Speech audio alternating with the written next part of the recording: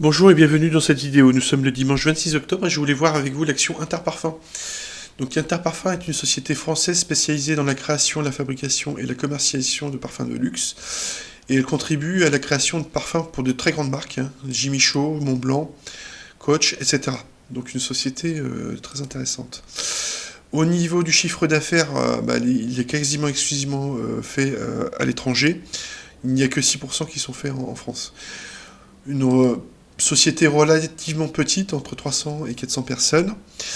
Et côté notation zone bourse, ce qu'on voit, c'est qu'elle a une note investisseur quand même de 4 étoiles et demie, ce qui est remarquable. Donc elle a des fondamentaux jugés très solides. Et donc ça peut être une société intéressante sur le long terme. Donc c'est ça que je voulais voir avec vous, c'était un éventuel point d'entrée. Donc si on passe côté graphique, là on est en hebdo. Ce qu'on voit, c'est qu'elle a connu un ATH autour de 56 € en avril 2023, pardon. Et donc depuis, elle a connu une baisse, quand même une forte baisse. Ce qui fait aujourd'hui quand même du 50%.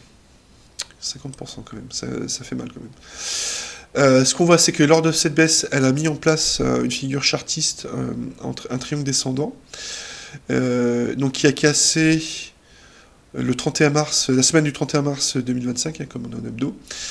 Et je vous ai reporté l'objectif pour voir jusqu'où ça pouvait descendre éventuellement.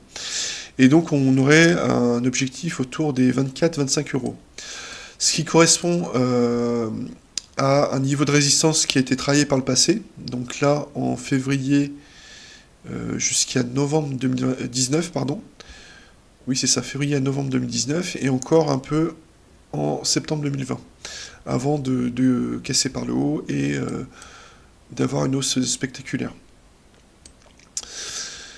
Donc si la baisse se poursuit, en fait les 24-25 € pourraient être un bon point d'entrée, pardon. Donc là on serait à 15%, 16% du cours actuel. Donc à voir. Après, donc faudrait voir comment ça se comporte au niveau du support. Donc il faudrait quand même avoir une réaction des acheteurs. Moi, ce que j'attendrais quand même, ce serait potentiellement de passer cette oblique baissière. Donc là, qui aurait été travaillée 1, 2, 3 fois. Et voir comment ça se comporte à ce niveau-là. Donc il faudrait bien qu'il y ait au moins une figure de retournement et puis une réaction des acheteurs pour passer à l'achat et investir dans la société. Donc voilà ce que je voulais vous partager dans cette vidéo. Donc ça reste encore baissier, mais intéressant. Et faites attention à vous sur le marché. Puis à bientôt. Merci, au revoir.